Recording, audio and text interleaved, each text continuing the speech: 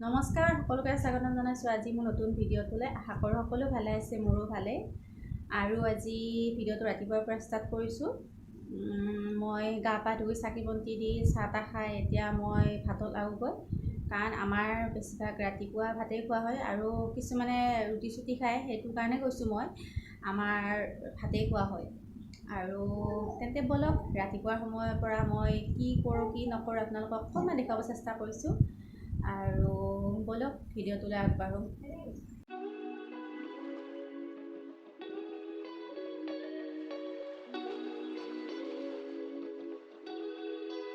আৰু আমাৰ এয়া সুমনৰ দেউতাকে মাছ বাছি আছে ওচৰৰে পুখুৰী এটা তেওঁ নিজে মাছ ধৰি কুটি বাছি আছে আৰু এয়া আনফালে কাৱৈ মাছ তাত বটলত আমাৰ জীয়াই থৈ দিয়া আছে মই কাৱৈ মাছ খাই ভাল পাওঁ সেইকাৰণে তেওঁ ধৰি আনিলে কাৱৈ মাছ আৰু এয়া আনফালে মায়ে মাছ বাছি আছে আৰু মই ইফালে ভাতটো বনাই দিওঁ আজি খানাটো চিম্পুলকৈ বনোৱা হৈছে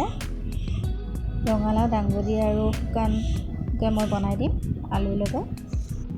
আৰু হৈ গ'ল আমাৰ খানা ৰেডি তেতিয়াহ'লে ভাতটো খাই লৈ আকৌ লগ পাই আছোঁ পাছত